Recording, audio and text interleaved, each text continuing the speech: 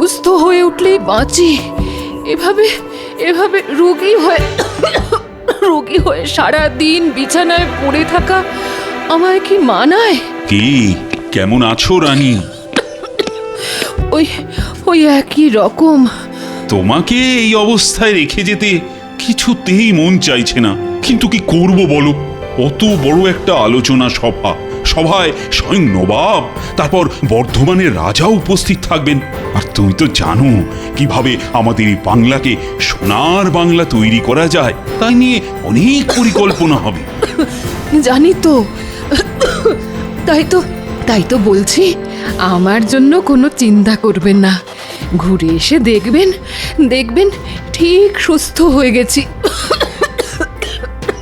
সুস্থ হলেই মঙ্গল। শোনো, রাজবৈদ্যকে আমি বলে দিয়েছি সকাল বিকেল তোমাকে দেখে যাবে, কিন্তু এই অবস্থায় তোমাকে ছেড়ে যেতেও না একেবারে ইচ্ছে করছে না। ঠিক আছে ঠিক আছে ঠিক আছে, আমার জন্য এতটা উতলা না হয়ে যে কাজে যাচ্ছেন সেটা ভালো করে করে আসুন। তাহলে আমি আসি। হ্যাঁ, আসুন।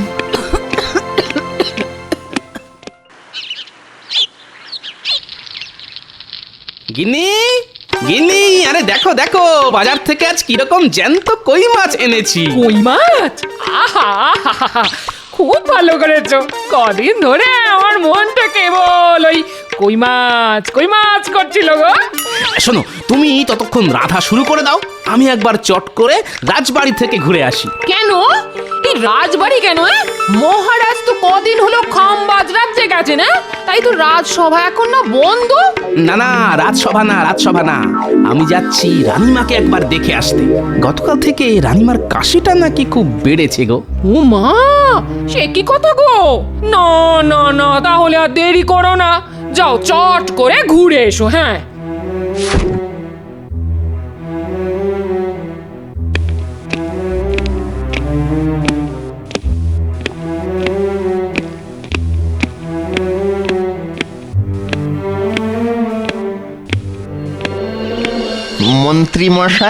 মন্ত্রী মশাই, যা বলতে এসেছিস চট করে বলে ফেলতো। মানে বলতে এসেছিলাম যে হাট একেবারেই খালি, তাই যদি গরিবের কিছু সাহায্য করতেন। এই দেখো, এমন সময় এসে চাইলি যে দেখ আমারও হাত খালি, তোরা কি যে করিস। খালি তো ভর্তি করে নিন। শুনলাম মহারাজ কদিনের জন্য খামবাজ রাজ্যে গেছেন, এই তো সুযোগ। না রে, সেটা মনে হয় এবার হবে না। মহারাজ খুব শেয়ানা হয়ে গেছে, রাজকোষের চাবি দিয়ে গেছে মহারানীর হাতে। যাচ্ছিল, তাহলে তো দেখছি আপনার ওই বাড়া ভাতের ছাই পড়ে গেছে একেবারে, খুবই খারাপ ব্যাপার। আরে রাজবৈদ্য না, রাজবৈদ্য, আরে ও রাজবৈদ্য, বলি চললে কোথায়? রাজবাড়িতে। কেন রাজবাড়িতে কেন? রানীমার শরীর গতিক ভালো নয়, কদিন ধরেই কাশি তো হচ্ছিলই, আজ নাকি আবার ওই কাশির সাথে রক্ত পড়েছে। ও বাবা, এ তো খুব চিন্তার কথা। এদিকে মহারাজও কবে ফিরবেন তার ঠিক নেই। চলো, আমিও যাব তোমার সঙ্গে। তোরা এখন বাড়ি যা, আমি রাজবাড়ি থেকে ঘুরে আসি। সম্ভব হলে এই রাজকোষের চাবিটাও নিয়ে আসতে হবে। হ্যাঁ,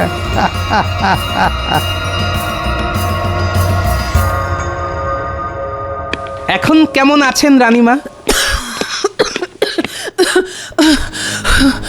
খুব একটা ভালো নয় গোপাল। কাশিটা কিছুতেই কমছে না। আজ আবার কাশতে কাশতে রক্ত পড়েছে। সে কি? না না, কাশির সাথে রক্ত পড়া তো ভালো কথা নয়। তা রাজবৈদ্যকে কি খবর পাঠানো হয়েছে? হ্যাঁ, পাঠিয়েছি, তিনি এসে পড়লেন বলে। এসে পড়লেন নয়, এসে গেছি। আপনি কোনো চিন্তা করবেন না রানীমা। রাজবৈদ্যকে একেবারে বাড়ি থেকে তুলে নিয়ে এসেছি। আমাকে আবার তুলে আনলো কখন? বরং বরং আমার কাছ থেকে তো সব কিছু শুনে নিজেই তো আমার পিছু পিছু চলে এলো। আরে আমার ধ্যানমগ্ন হয়ে কি ভাবছো? হ্যাঁ, দেখো দেখো, তাড়াতাড়ি রানীমাকে দেখে রোগের উপশমের কিছু একটা ব্যবস্থা করো। হ্যাঁ হ্যাঁ হ্যাঁ, দেখছি দেখছি দেখছি, বড় করে হাঁ করুন তো দেখি। না না না না না না, তেমন ভয়ের কিছুই নেই। আসলে ওই কাশতে কাশতে গলার ভেতরটা মনে হচ্ছে ওই চিড়ে গেছে। হ্যাঁ হ্যাঁ, ওই তার থেকেই রক্তপাত। শোনো বৈদ্য, ভালো দেখে এমন ওষুধ দাও যাতে রানীমা তাড়াতাড়ি সুস্থ হয়ে ওঠেন। জানেন রানীমা, আপনার অসুখের চিন্তায় কাল সারা রাত আমি দু চোখের পাতা এক করতে পারিনি। বেটার ছেলে কিরকম গল্প বানাচ্ছে দেখো। আজ সকালে বাজারে দেখা হতে একবারও তো রানীমার কথা বললো না, উল্টে গুচ্ছের বাজার করে আমার নাকের উপর দিয়ে থলি দুলিয়ে বাড়ি চলে গেল। কাশিটা পুরোপুরি নির্মূল হতে আরো কটা দিন সময় লাগবে। মন্ত্রীমশাই, রাজকাজের কোনো অসুবিধে হচ্ছে না তো? না না, অসুবিধে আবার কোথায়, শুধু রাজকোষের চাবিটা যদি দিতেন। কেন, রাজকোষের চাবি দিয়ে আপনি আবার কি করবেন? দেখো গোপাল, যা বোঝো না তা নিয়ে কথা বলো না। বারে, বুঝবো না কেন? মহারাজ তো যাকে যা দেবার সবকিছু দিয়ে গেছেন। হ্যাঁ, তা অবশ্য দিয়ে গেছেন। তাই রাজকোষের চাবি না পেলেও রাজকাজ আটকাবে না, আর রাজবাড়ির হেসেলও বন্ধ হয়ে যাবে না। ব্যাটা পেট মোটা আমার সব মতলবে জল ঢেলে দিল। রানীমা, এসব রাজকাজের চিন্তা না করে আপনি একটু ঘুমোবার চেষ্টা করুন তো, দেখবেন ভালো করে ঘুমোলে সব ঠিক হয়ে যাবে। তুমি একেবারে ঠিক কথাই বলেছ গোপাল, ঘুমটাই এখন খুব দরকার। আমি তাহলে এখন আসছি রানীমা, বিকেলে আবার আসবো। বুঝলে গোপাল, মুখে তো বলে এলাম কাশতে কাশতে গলার ভেতরটা চিড়ে গেছে আর তার থেকেই রক্তপাত হচ্ছে, কিন্তু কিসের কিন্তু রাজবৈদ্য মশাই? সত্যি কথা বলতে কি, রানীমার শরীর গতিক কিন্তু সুবিধার বলে মনে হলো না। আজ না হয় পাচন দিলাম, পাচন খেয়ে সুস্থ হয়ে গেলে ভালো, কিন্তু কিন্তু ভালো না হলে খুবই চিন্তার বিষয়ে গোপাল। কি বলছেন কি? আমি ঠিকই বলছি। এদিকে মহারাজও রাজ্যের বাইরে, তিনি থাকলে এতটা চিন্তা আমার হতো না। তার মানে মহারাজকে খবর পাঠাতে বলছেন? কিন্তু সেখানেও তো সমস্যা। খাম্বাজ রাজ্য তো আর খুব একটা কাছে নয়, দ্রুতগামী ঘোড়ায় চড়ে গেলেও 1.5 দিন লেগে যাবে। হ্যাঁ, ওই যাওয়া আসার দূরত্বটা একটা সমস্যা বটে। যেতে 1.5 দিন, আসতে 1.5 দিন, তারপর মহারাজকে খবর দিয়ে নিয়ে আসা, সবকিছু করতে করতে তো কমপক্ষে 3-4 মতো তো লেগে যাবেই। না না রাজবৈদ্য মশাই, ওই মহারাজের কথা মাথা থেকে নামিয়ে যা করার তা আপনাকেই করতে হবে, আর 2-1 দিনের মধ্যেই রানীমাকে ভালো করে তুলতেই হবে।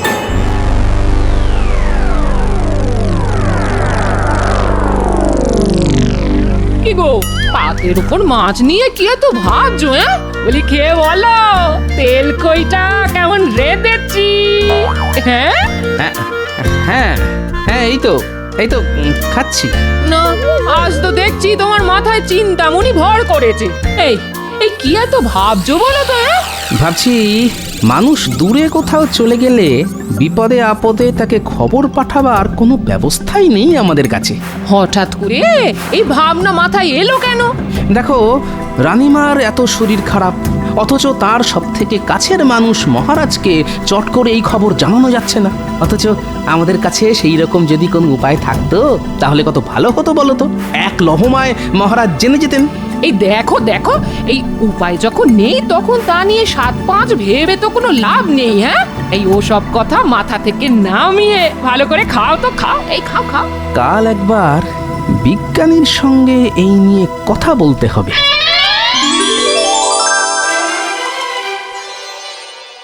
রানীমা, ফল খাওয়ার পর ওষুধ খেতে হবে কিন্তু। আর কত ওষুধ খাবো বলতো? এখন তো আমি অনেকটা সুস্থ আছি, কাশিও তো তেমন নেই বললেই চলে। তবুও রাজবৈদ্য মশাই নিয়ম করে ওষুধ খাওয়াতে বলে গেছেন। ভেতরে আসবো রানীমা? হ্যাঁ হ্যাঁ, এসো এসো। এখন কেমন আছেন রানীমা? ভালো আছি বৈদ্যমশাই। সত্যি কথা বলতে কি, আপনি ধন্বন্তরী। আপনার ওষুধ যেন কথা বলল। যাক বাবা, ফাঁড়া কেটে গেল। এই কথা কেন বলছো গোপাল? বলছি কি আর সাধে, এদিকে আপনি গুরুতর অসুস্থ, ওদিকে মহারাজ শতেক যোজন দূরে। চিন্তায় তো আমাদের হাত পা পিঠের মধ্যে সেঁধিয়ে যাচ্ছিল। ওষুধটা কিন্তু নিয়মিত খাবেন, আর তেমন কিছু বুঝলে সঙ্গে সঙ্গে আমাকে খবর পাঠাবেন। এখন তাহলে আসি রানীমা। হ্যাঁ হ্যাঁ, আসুন আসুন।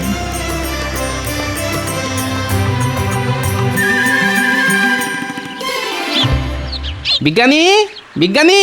গোপাল ডাকছে না? বিজ্ঞানী? দাঁড়াও দাঁড়াও, আসছি। কি ব্যাপার, হঠাৎ না বলে না কয়ে আমার বাড়ি পথ ভুল করেছো? ভেতরে চলুন, কথা আছে। হ্যাঁ, এবার বলো কি কথা? আচ্ছা বিজ্ঞানী, ধরুন কোনো মানুষ দূরে কোথাও কাজে গেল, হ্যাঁ, সে তো যেতেই পারে। এর মধ্যে তার বাড়িতে কোনো বিপদ ঘটলো, হ্যাঁ, সে তো ঘটতেই পারে। তাহলে মানুষটা সেই খবর পাবে কি করে? হ্যাঁ, হঠাৎ এই প্রশ্ন কেন? আপনি তো জানেন রানীমার শরীর গতিক ভালো যাচ্ছিল না।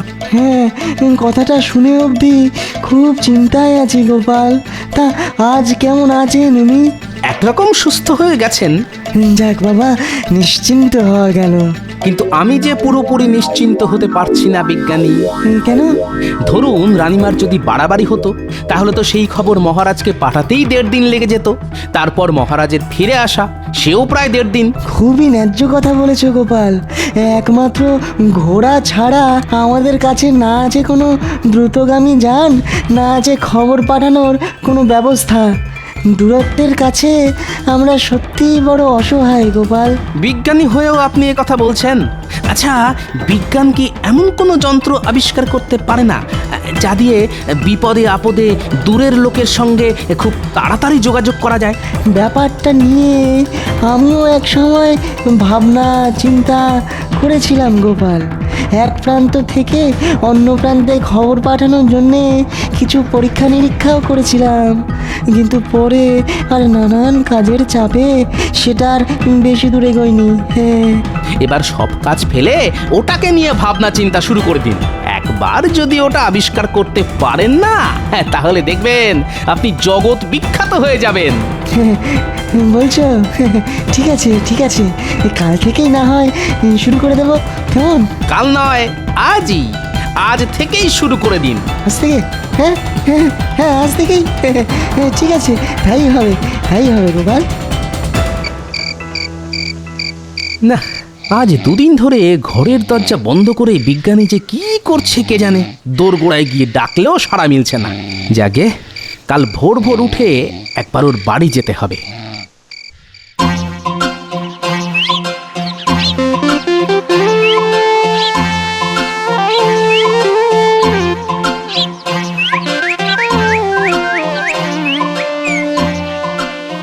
এই দেখো গোপাল, এখন এই বাটির মতো দেখতে পাত্রটা কানে চেপে ধরে দূরে চলে যাও, অনেক দূরে, ওই ওখানে। আমি এই বাটিটায় কথা বলছি, দেখি তুমি শুনতে পাও কিনা। গোপাল, গোপাল, আমার কথা শুনতে পাচ্ছ? কি গো, শুনতে পাচ্ছ? না, কিচ্ছু শুনতে পাচ্ছি না। দেখো তো এবারে শুনতে পাচ্ছ কিনা। না, শুনতে পাচ্ছি না কিছু। কিছু শুনতে পাচ্ছ না? আচ্ছা, কি করি কি করি? হ্যাঁ, আচ্ছা আচ্ছা গোপাল, যন্ত্রটা নিয়ে তুমি তোমার ঘরের চালের ওপরে ওঠো তো, তারপরে দেখো শুনতে পাও কিনা। কি গোপাল, শুনতে পাচ্ছ? হ্যাঁ হ্যাঁ, এবারে পাচ্ছি, তবে আস্তে আস্তে। কি গোপাল, এবারে শুনতে পাচ্ছ? হ্যাঁ বিজ্ঞানী, শুনতে পাচ্ছি, শুনতে পাচ্ছি, একদম স্পষ্ট শুনতে পাচ্ছি। কিছু একটা হচ্ছে মনে হচ্ছে, আড়াল থেকে শুনতে হবে। তাই নাই। তার মানে আমার আবিষ্কার ঠিক পথে এগোচ্ছে, শুধু এটাকে আরো উন্নত করে তুলতে হবে। হ্যাঁ, তাই করুন বিজ্ঞানী। আর একবার যদি দূরের লোকের সঙ্গে কথা বলার যন্ত্র আবিষ্কার করে ফেলতে পারেন না, তাহলে দেখবেন সারা দুনিয়া আপনাকে কেমন মাথায় তুলে নাচবে। দূরের লোকের সঙ্গে কথা বলার যন্ত্র আবিষ্কার, ওরে বাবা, তাহলে তো ওটা হাতাতে হবে, তারপর সাহেবদের কাছে বিক্রি করে অনেক টাকা। রাজকোষের চাবি পায়নি তো কি হয়েছে, এবার এই যন্ত্র হাতিয়ে দ্বিগুণ কামিয়ে নেব।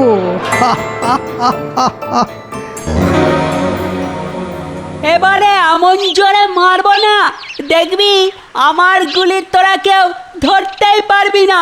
ঠিক আছে, ওই বড় বড় কথা না বলে মেরে দেখা।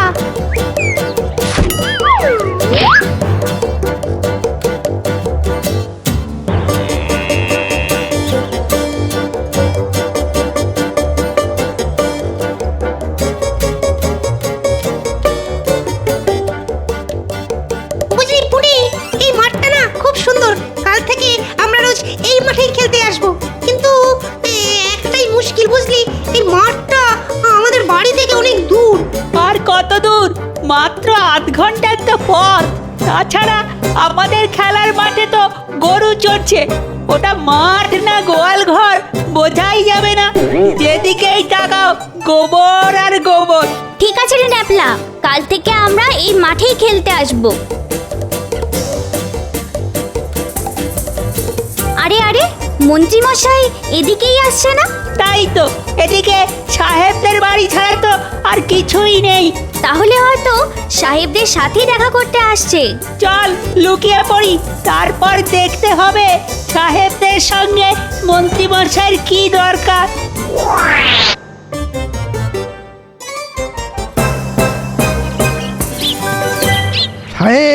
সাহেব, ও সাহেব, কোথায় গেলে সব? আরে মন্ত্রী, কি ব্যাপার? What happened? একটা দারুণ খবর নিয়ে এসেছি সাহেব। বলো কি খবর? আমাদের বিজ্ঞানী একটা দারুণ যন্ত্র আবিষ্কার করে ফেলেছে।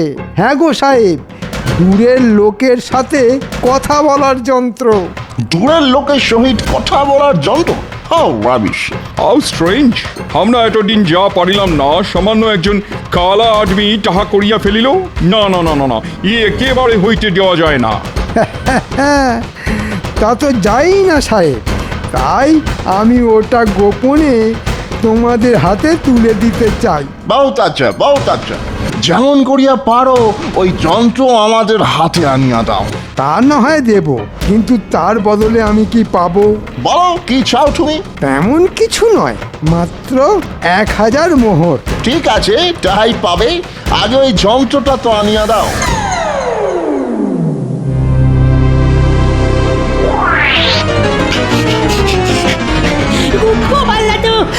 গোপাল দাদু।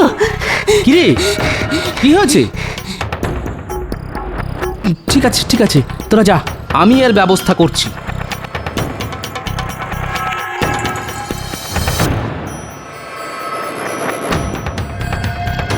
বলো কি গোপাল, মন্ত্রী এত বড় একটা খারাপ কাজ করতে পারে? ও যে কি পারে আর কি পারে না সেটা একমাত্র ওই জানে, কিন্তু আমাদেরও এর একটা উপযুক্ত জবাব দিতে হবে। যন্ত্রটা লুকিয়ে ফেলতে বলছো? না, লুকিয়ে ফেললে তো খেল খতম হয়ে যাবে। শুনুন, এমন কিছু একটা করুন যাতে বাক্সের হ্যান্ডেল ঘুরিয়ে যন্ত্র চালু করলেই দুম করে ফেটে যায়। খুব ভালো বলেছো গোপাল, এটাই হবে শটাং সমাচারের। আমি বাক্সের ভেতরে বারুদ ভরে রাখবো। তাহলে বুঝতে পারলি তো কি করতে হবে? জলের মতো বুঝে গেছি। ওই বিজ্ঞানীর হাত পা বাঁধবো আর যন্ত্রটা হাতিয়ে এনে আপনাকে দেব। হ্যাঁ, কিন্তু এত সব করার জন্য আমরা কি পাবো? আমরা কাজের আগেই পাওনা গন্ডার কথা না আমার ভালো লাগে না। আগে কাজ করে এনে দেখা, তারপর তোদের পুষিয়ে দেব।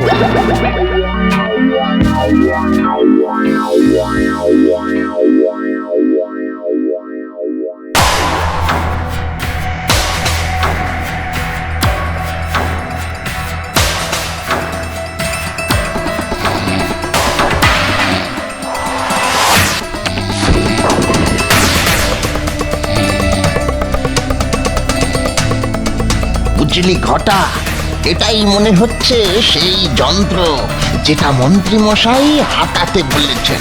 তাহলে তাহলে চল এই যন্ত্রটা নিয়ে পালাই। হ্যাঁ, কিন্তু কিন্তু বিজ্ঞানীর হাত পা বাঁধতে হবে তোরে। দরকার নেই, ও বেটা ঘুমিয়ে একেবারে কাঁদা।